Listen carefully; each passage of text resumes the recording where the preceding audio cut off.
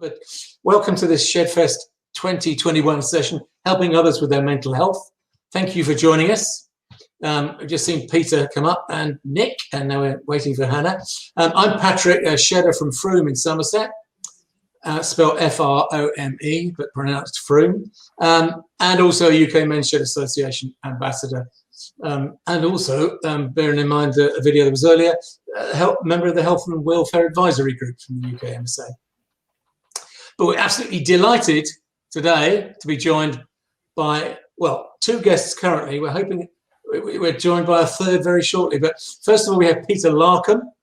Hi, Peter. And Nick Dean. Peter, well, I'll introduce Peter and Nick. Peter is an experienced mental health speaker, award-winning mental health first aid instructor, a creator of Mentality, which he'll talk about at some stage. Spot the signs and take action. That sounds good. Now, for over 10 years, Peter has trained tens of thousands of people to help reduce the stigma and discrimination that surrounds mental health illness. And Nick runs a new mental health project in Somerset called Stepladder.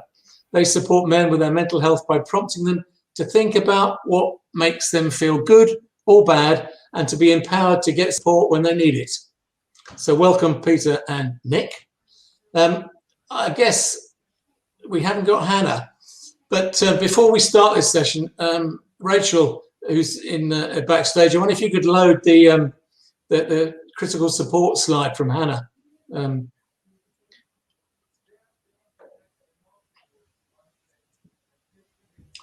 Thank you very much. Yeah, before we start, this session is about helping others with their mental health. But if you have an urgent mental health issue or need help on an emergency basis, here are a few helplines that you can call. There's the NHS Urgent Mental Health Helpline, and you can see the link there, nhs.uk service search mental health, find an urgent mental health helpline. Or you can call 999 or go to A&E. In Scotland, you can call NHS 24 Mental Health on Hub 111. It's open 24 hours a day. You got Samaritans, which is 116123, day or night. You got the campaign against living miserably. Breathing Space is another 0800 number. If you've gone text only, you can go to shout at 85258. And Papyrus is the prevention of younger people killing themselves. You see the helpline, text line, and email helpline on screen. And we'll be putting that as a ticker along the bottom at some stage. Good. Okay. Well, we're hoping Hannah's going to join us. And maybe Rachel or Bernadette, you could give her a call and just see how she's doing. But anyway, so what I'd like to do is that message was from Hannah that she put that slide together. But let's first turn to Peter Larkin. Peter, morning. How can we help others with their mental health? Over to you. How can we help people? Great question. So hi and welcome everyone. I'm Peter Larkum. I'm a mental health trainer, public speaker, and the creator of Mentality, which is here. And for me, it's about how do we start the conversation with people. So I have no idea whether I'm going to be able to see you or whether you're going to be able to interact with this couple of questions. So we'll see how that goes. But what I'd like to do is I'd just like to ask you some questions. So firstly, what's your name? Secondly, where in the world are you? And then thirdly, what did you have for breakfast? So I have no idea whether you can actually start putting those up on a chat bar. Let us know who you are, where you are, and what you had for breakfast. So as I said, I'm Peter Larkum. I'm down in Winchester in Hampshire. So if you know the UK geography, find the Isle of Wight and then go north by about 15 miles. Okay, and then you go past Southampton and you find a place called Winchester. It's a lovely little place. It takes an hour to get into London, and there are direct trains all the way up to Manchester and further afield if I wanted to. But I'm down here and I'm the father of 3 boys. So I have an 8-year-old, a 5-year-old and a 3-year-old. So lockdown in my world was absolutely chaotic. So hi, Tony. Like I say, I have no idea to just, if you can, let me know who you are, where you are, and where in the world, what you had for breakfast. My breakfast morning is not really breakfast. I have coffee for breakfast. Is anyone else a coffee person or a tea person, or basically food gets missed. My morning is basically feeding my 3 boys. And lockdown for me was absolute chaos. You know, we went through homeschooling, preschooling, and potty training in the first lockdown. And so my youngest is still around, so he's here, so he may crash in at any point. Okay, so if he does, I will have to kind of focus in on him for a little bit, and then we'll see how it goes. But hi, Charlie, from Attenborough, Lapsang, brilliant, welcome. And what do you have for breakfast? So yeah, breakfast for me isn't much of a thing, but when we actually kind of start talking to people, we try and most of the time our conversation is stuck on that peripheral level, isn't it? And it's quite difficult to begin to deepen conversations with people. Tez in Winchester 2, 3 scrambled eggs, love that. And I saw someone else's pop up and I missed it. So yeah, we just kind of talk at that peripheral level with a lot of our friends or family members. And what I want to try and do in the next kind of 3 minutes, 5 minutes, is just give you some questions to ask that will allow you to begin to deepen the conversations. Because if you say to someone, hey, how are you? They will probably meet you with, yeah, I'm all right, you're all right. And it's almost like, get it off me and back onto you as quickly as possible. And let's kind of move on and move past. So how do we actually have some decent conversations about stuff? So this is my flip chart. Yes, I am going old school with flip chart here. This is all real. It's not an artificial stage going on, but I could hide if I wanted to. It's great. So 3 questions I want you to ask everybody. Okay. Question number 1. What is your thorn? Now, let me just try and explain this a little bit. Because I think most of us, if not all of us, have had some prickly stuff going on in our lives. And the thorn is the uncomfortable stuff that is going on. So I don't know if you've ever been gardening, people have mentioned, but if I've got my gloves on and I feel totally protected, I will go for the holly bush, the thorn bush, the rose bush, and lo and behold, the thorn will go through my glove into my thumb, and I will have that moment where I just go,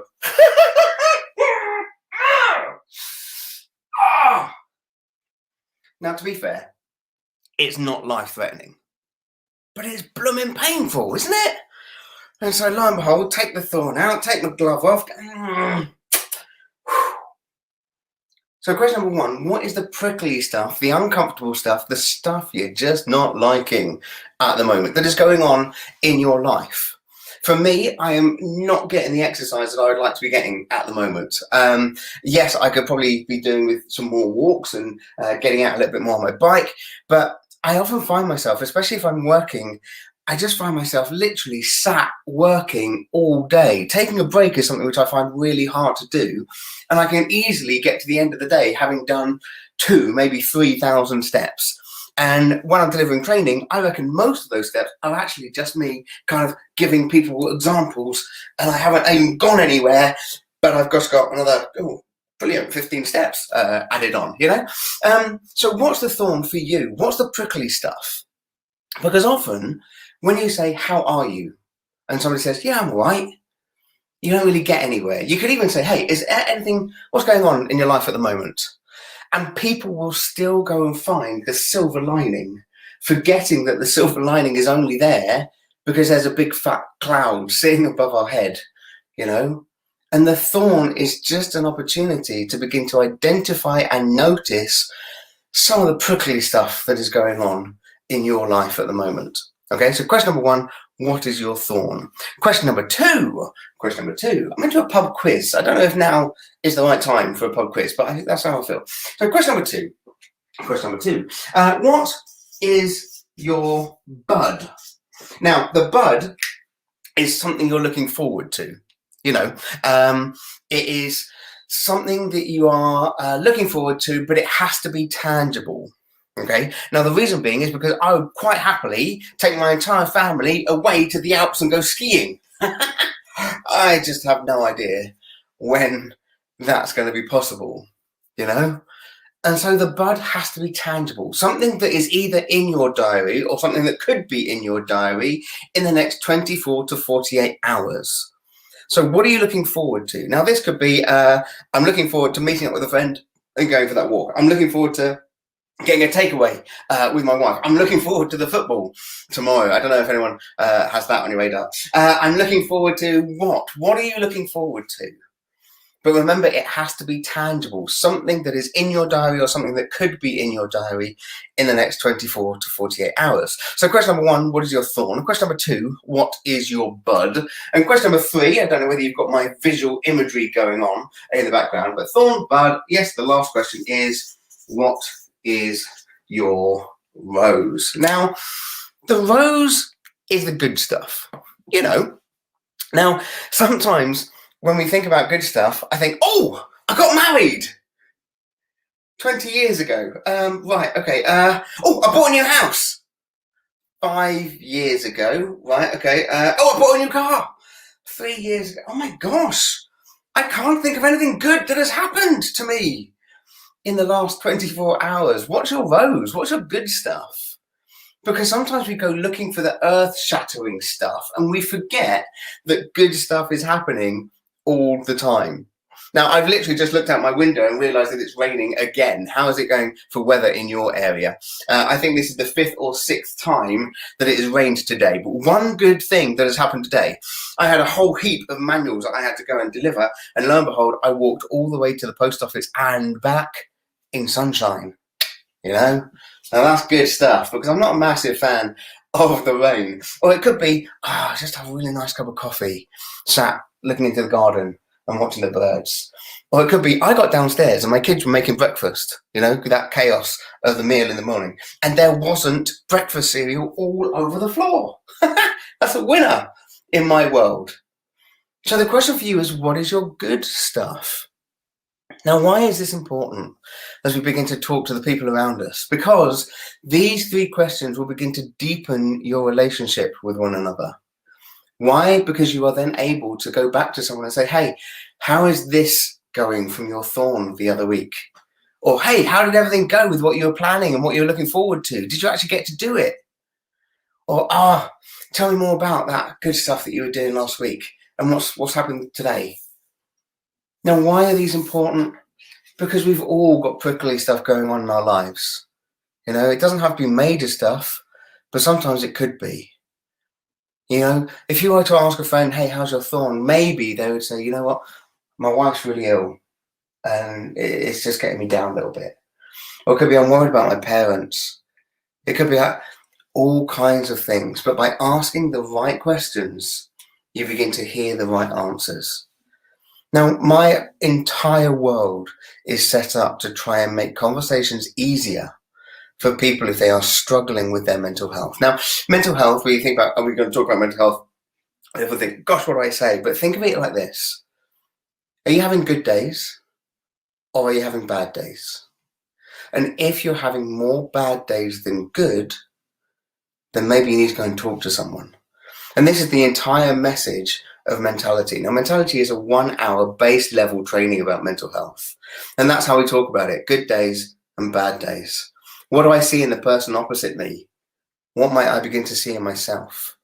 And then probably most importantly, where can I go and get some help and some support?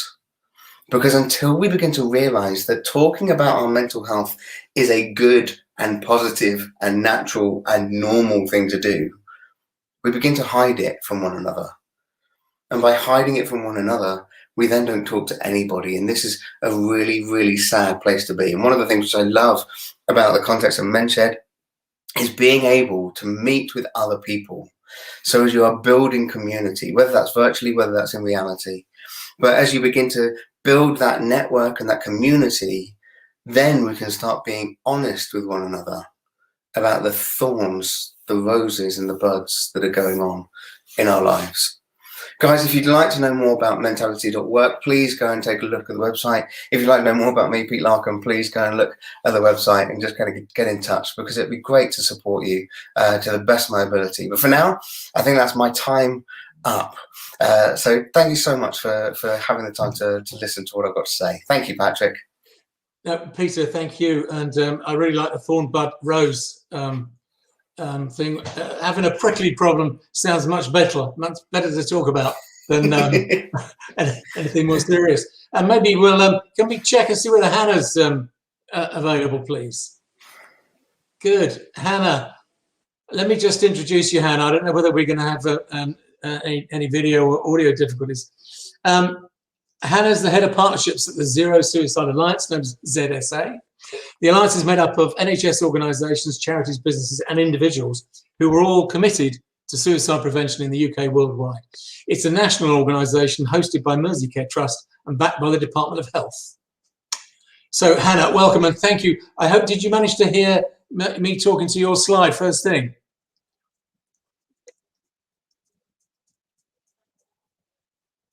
I think we're losing audio on her. Hi everyone. Hi Peter, thanks very much. I hope you can hear me okay.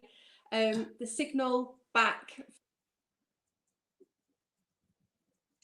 Yeah, I'm going to suggest, can we bring Nick and Peter back online, please, into the show?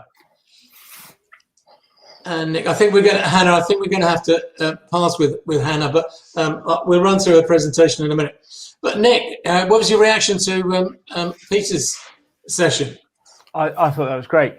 It's always, I find it so, I think all of us find it tricky as a way to kind of frame conversations with blokes, because do you know what I mean? I'm used to meeting up with my mates for 3 or 4 hours, and you don't get further than talking about the football or whatever else it is. So actually to be able to sit through things and also to kind of say it in to use things in a slightly non-confrontational way. Sometimes when you mention mental health, it gets really scary. But actually to be able to kind of phrase it in the way that you did with Thorn, I thought that was great. Yeah, no, I think I should try and pick up on that, because it just seems a lot easier. You know, I have no mental health problems at all, Peter, but I do have quite a few prickles that I need to talk about a bit more. I think that's so true. I mean, we will always look for the positives. Well, most of us will try and find some kind of positive spin to whatever it is that's going on, because we don't really want to tell people that we're struggling with stuff. And I think the Thorn, like you say, it's prickly. You're not struggling, you just don't like it that much. And so it is about trying to change the context of the conversation so that it makes it easier for people to talk, for sure.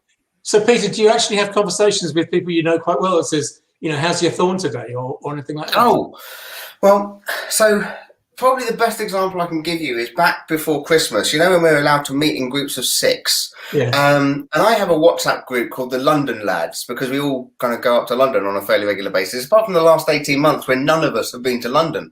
So we should probably change the name of the WhatsApp group. But we were sat around a bonfire just before Christmas. And like you said, Nick, we were about kind of 3 or 4 hours into this kind of sitting around the barbecue bonfire, kind of eating sausages and stuff like that. And I said, you know what, guys, I should probably ask, how's everyone doing? And there was silence. And I was like, okay, let me rephrase the question. And we went through the thorn, the bud, and the rose. And honest to God, we spoke at a level that we haven't spoken at before with one another. I mean, we've been mates for probably 3-4 years and more.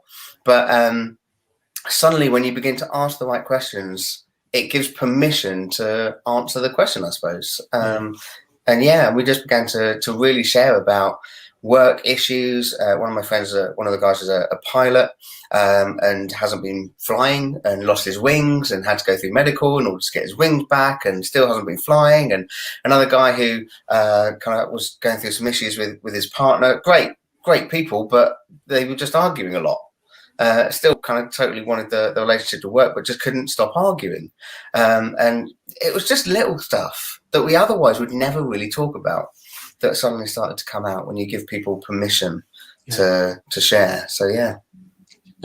Peter, I've learned something about myself during the COVID too, because I was ringing quite a few people up and asking them how they were and how, you know, and how things were going and what was going well. And they were going, yeah, Patrick, what is it you want? And I go, no, I don't want anything. I'm just ringing up to see how you are. I thought, oh my God, you know, yeah, I haven't done that before, you know. And so during COVID, I think just ringing up and asking people how they were. People get used to it now when I ring them up and ask them how they are. But, it's one of the hardest questions as a mental health speaker when people say, "How are you?" Because you're like, I don't want to just say I'm okay, but how deep do you really want to go? Like, how honest do you want me to be? It's that kind of question. Good. Well, look, unfortunately, we haven't got Hannah online. She's having some kind of difficulties.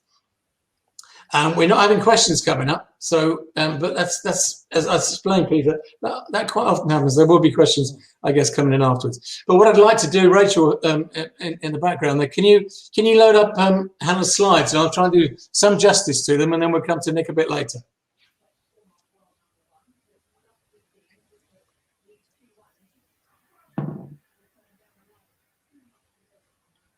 I got a message from Rachel. The slides are coming, I think. That's good news.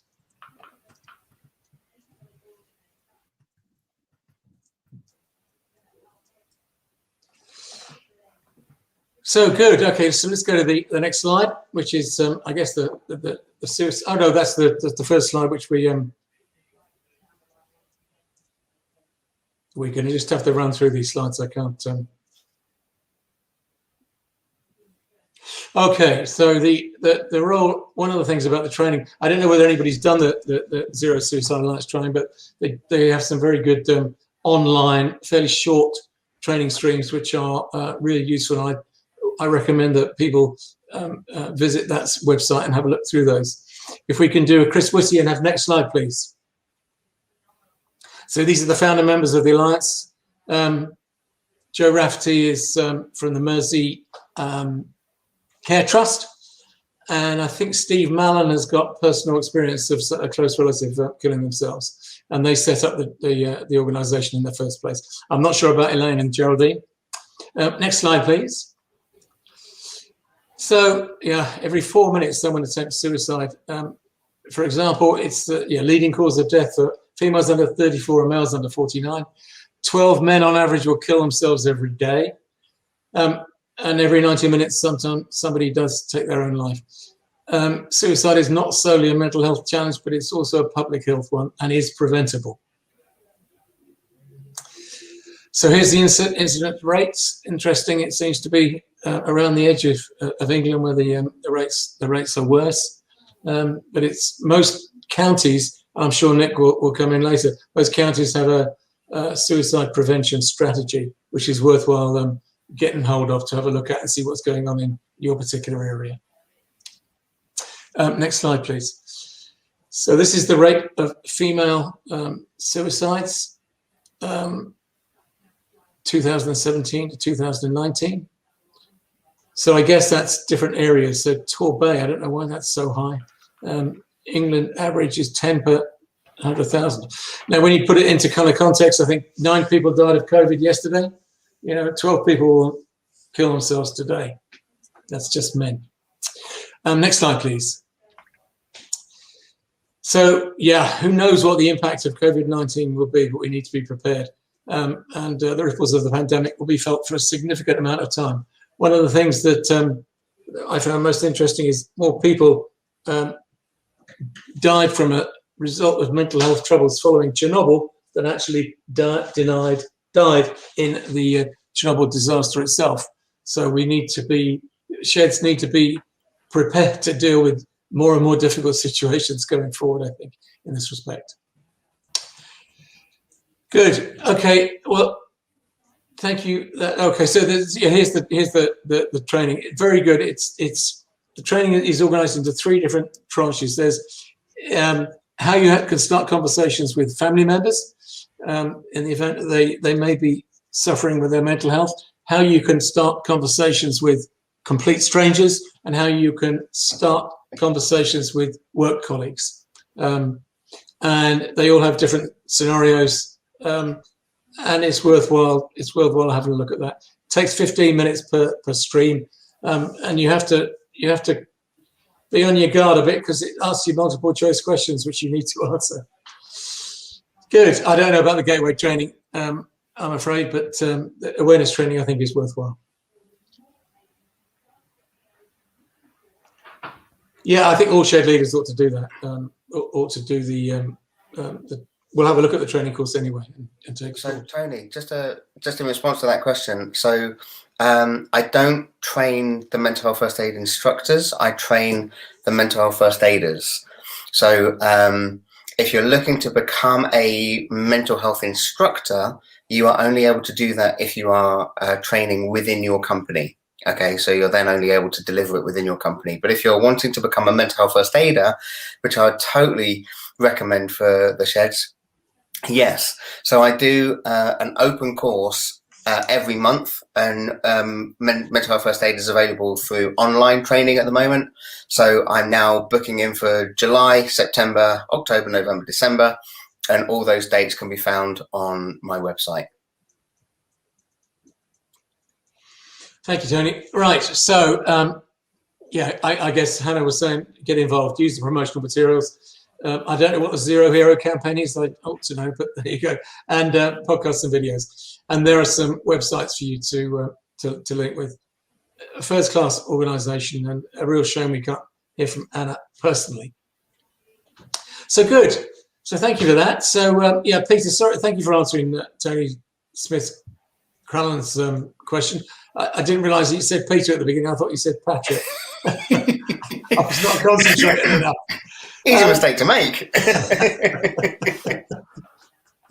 Yeah. Anyway, so Nick from local here in Somerset, why don't you tell us about your particular program called Step Ladder? Sure. And thanks for having me on, everybody. And Sheds, and as I say, we talked about it. I've done some of the Zero Suicide Alliance training, and it's brilliant. And there's kind of varying levels of it. So if you just wanted to do an introductory one, you go for that. But if not, and then there's more kind of in-depth training as you go through as well. So as Patrick said, I am coordinating a new men's mental health project based in Somerset called Step Ladder.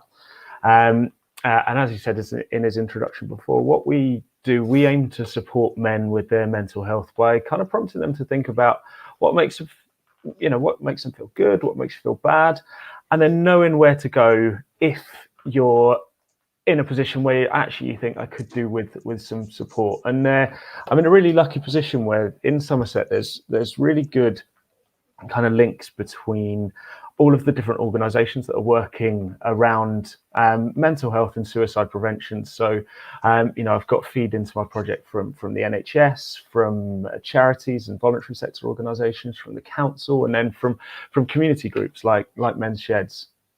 Now, the overall aim of Step Ladder is to reduce suicide rates, but we do that in a slightly different way. Basically, we don't deliver services directly. In Somerset and across the whole of the UK, really, there's loads of really great initiatives, loads of really great projects, and community groups that are taking place. And what the aim of Step Ladder is basically to improve access to all of those services. I don't know if you're the same as me, but sometimes you'll think, I want to find out information about something here, and you just don't know where to go.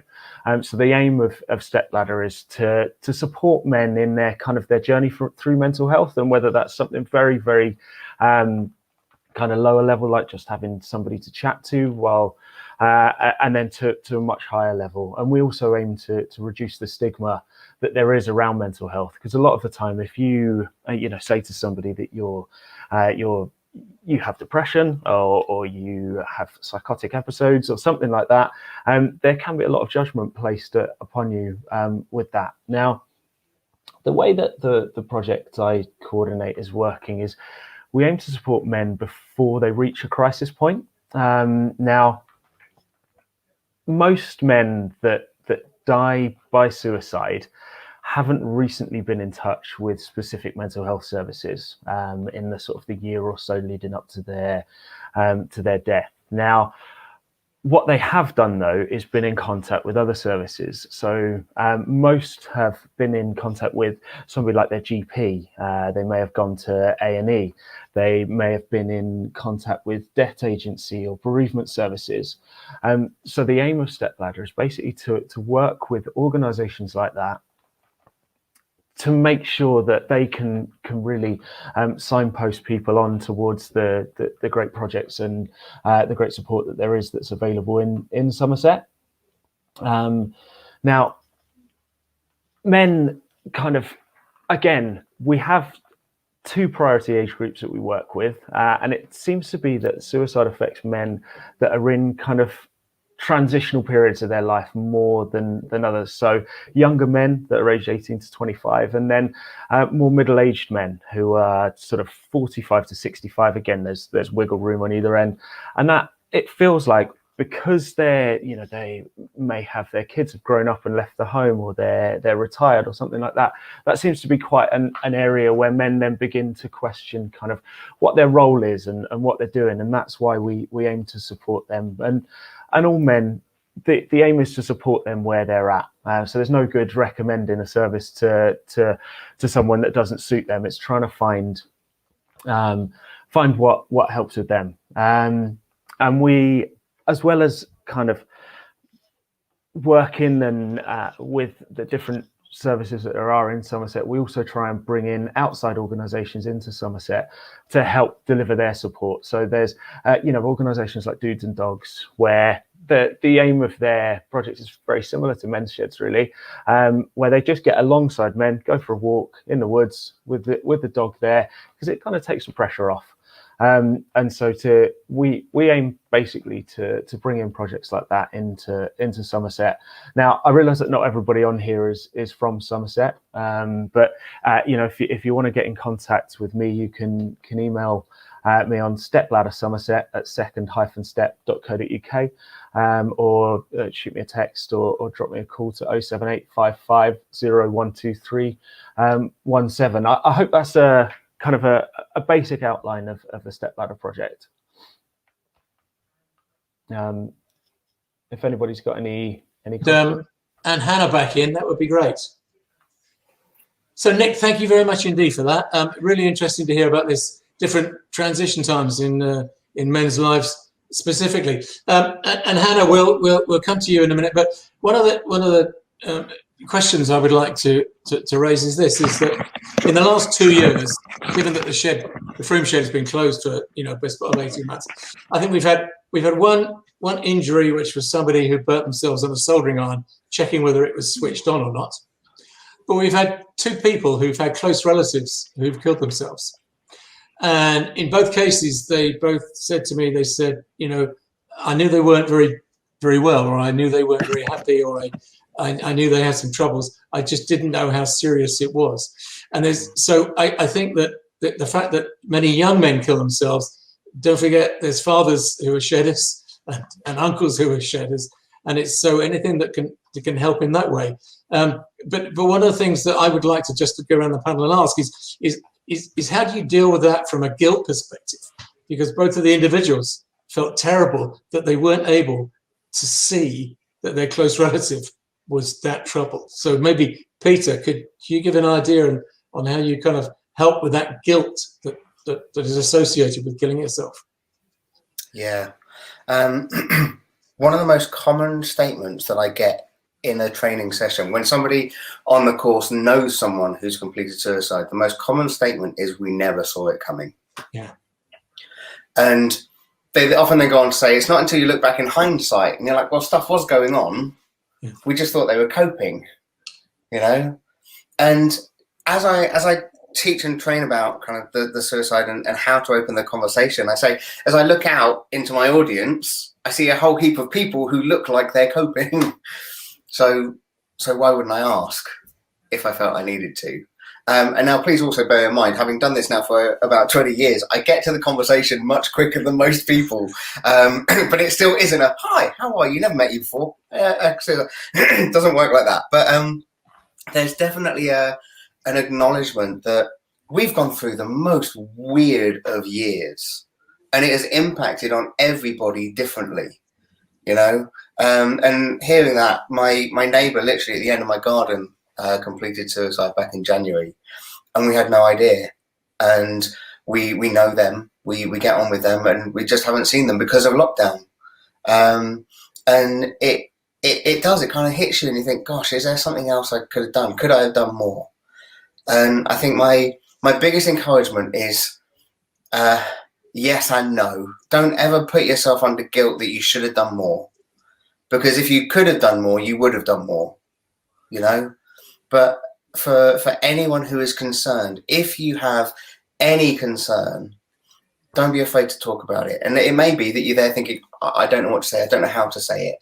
Then find someone who does. And that's where your mental health first aiders come in, and that's where Samaritans comes in, and that's where all the other agencies out there come in.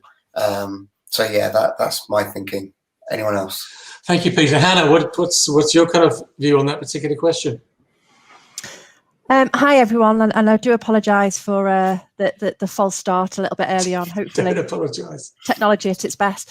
I agree with Peter in terms of the points that he's raised. You know, there's a lot of people that do die by suicide are not open to existing mental health services, and it does often take close family and friends by surprise, and exactly what Peter said, you know, people didn't know.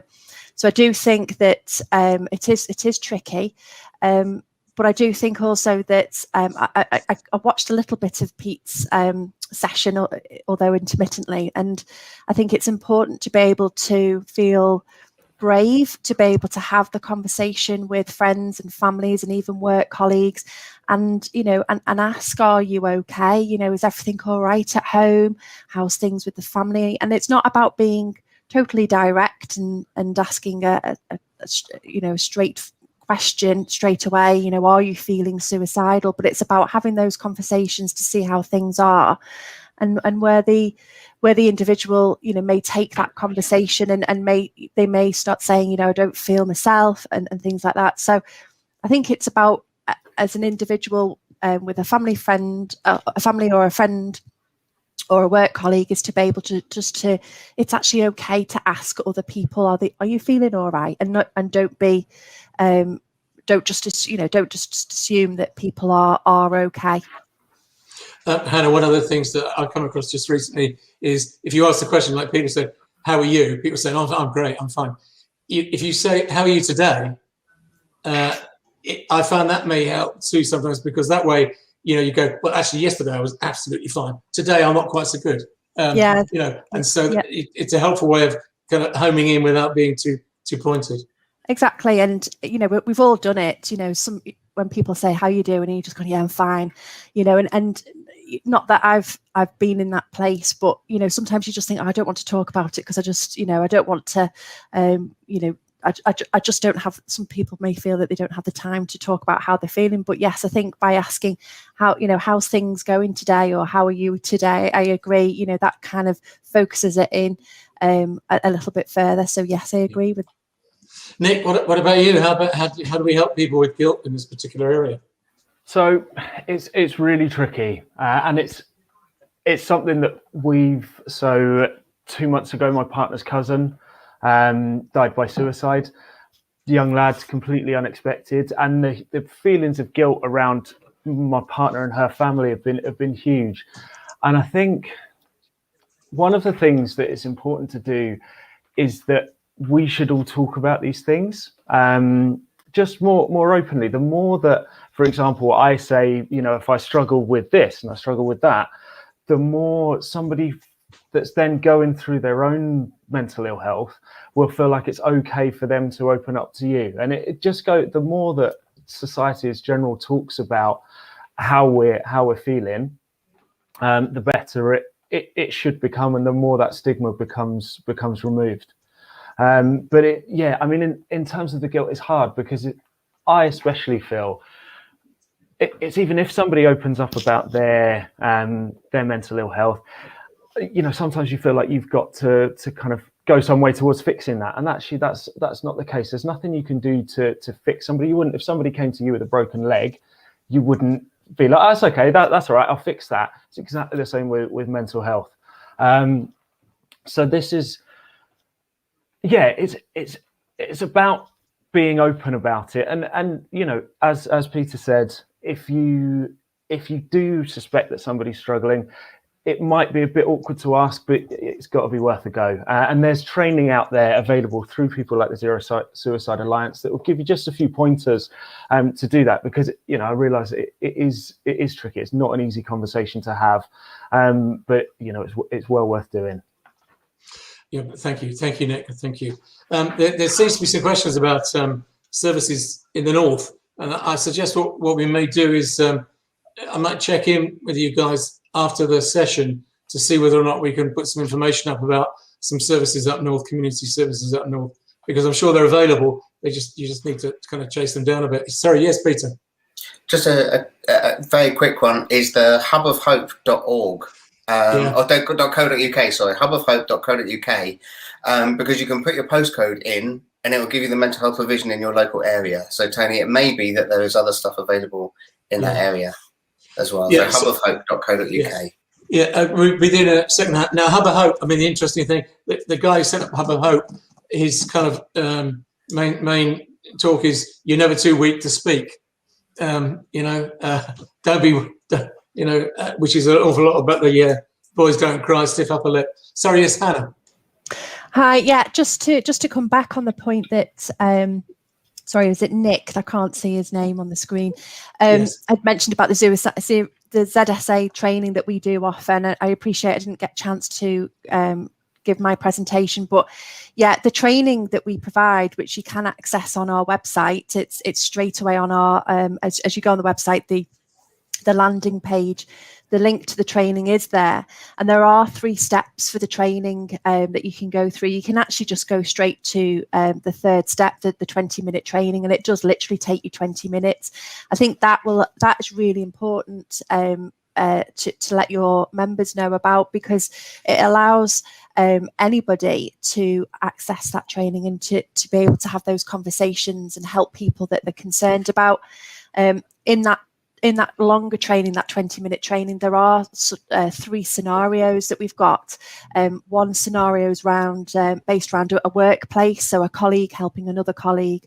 Another scenario is around family members, and then the third scenario is where there is we call it the stranger scenario, and it's where there is a taxi driver and he picks up a customer, and the customer asks him to take her to a very well-known spot where people do take their own lives. So it's about showing you the different strategies and approaches to having those conversations to allow those people to open up, and for you to be able to signpost people to either the appropriate support or the appropriate services. So I do encourage everybody who's watching today, and also the panel members as well, if they haven't had a chance to undertake the Zero Suicide Alliance training. It is free to anyone and everybody. You don't have to have a clinical background or anything, and you do get a lovely, you get a certificate at the end as well, which is, it's just as a keepsake, I suppose. But I do encourage everybody to take the training. Thank you. It's excellent, Hannah. But apologies, I was embarrassed not to know about, I think it was 2 other supplementary trainings that you offer, called Xero to Hero and something else. Do you think you could maybe run through those 2? Yeah, so the Xero Hero is actually a campaign that is being run separately to sort of help fundraise for the services that we promote, and that's going to be launched in the next few weeks. So all the details will be coming on our website soon. So that's more around fundraising in terms of enabling us to continue what we do. The other 2 elements of training that we offer, there is one around social isolation, and that just helps people understand what isolation is, and how people how to cope with the mental health in isolation.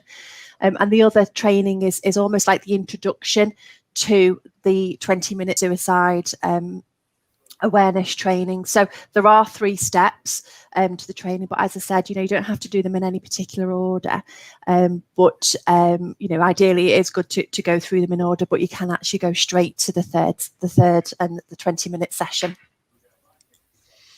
Well, thank you very much. Can we just go back to a question which I think was raised a little earlier, that says, and it was in your slide set too, Hannah, is what do we think may be the need for support to people with mental health difficulties around the country after COVID unlocking? I'm afraid I'm going to have to ask you to be fairly quick too. So maybe Peter, go first. Sorry, who's going first? Peter, could you? Oh, me, right. So, okay, what do we need to do? The provision needs to be us. We need to be better at support. It's very easy to kind of say, well, we need all the statutory services and we need all those, and yes, we do. But actually, most of our mental health actually happens over a period of time. And so there is a gradual worsening of our mental health to the point where we then need the ongoing help and support. Now, for some other people, yes, there are traumatic life events and it happens quite quickly. But I think if we can have more open conversations with the people around us, we may begin to notice that they're struggling sooner.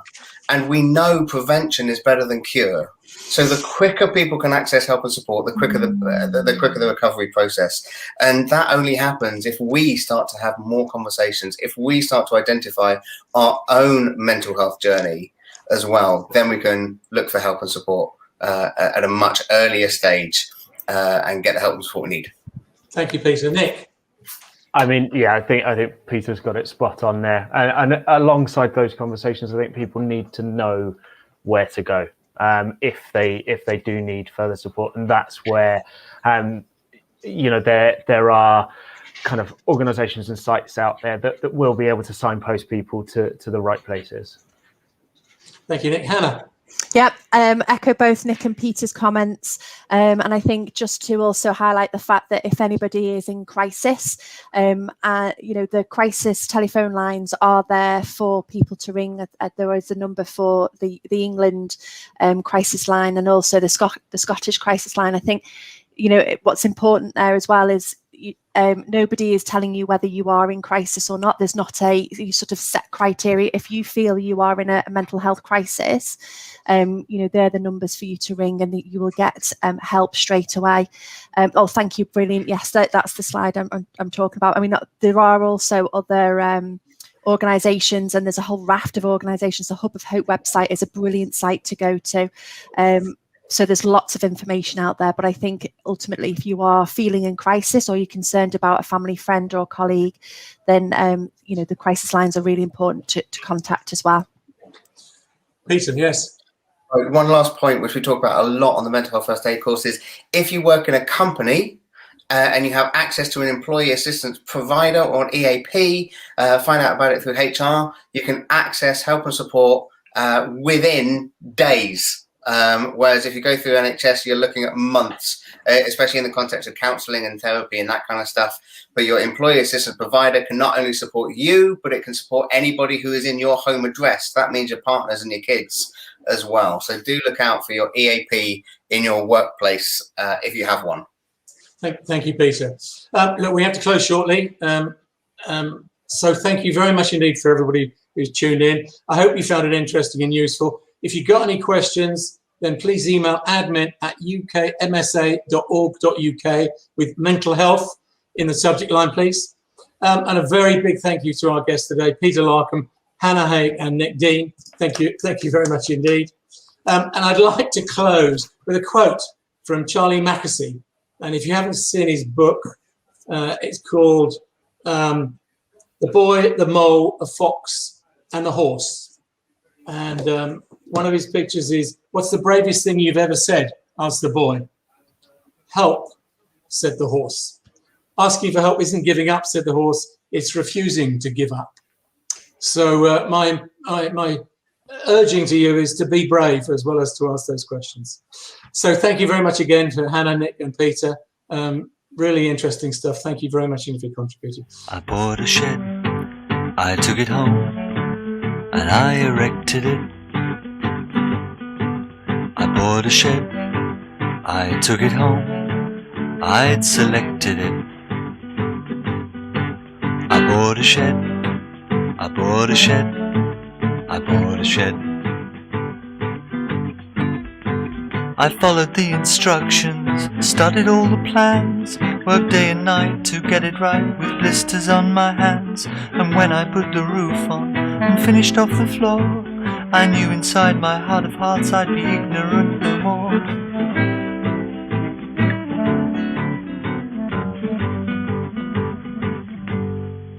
I heard a no inside my shed, I suspected it. I felt a no inside my shed, I detected it.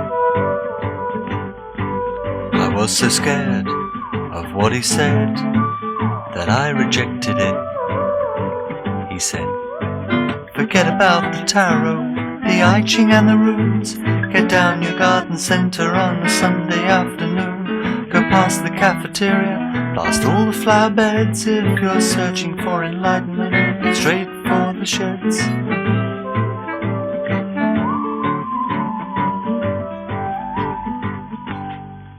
And so we lived inside our shed, and we respected it.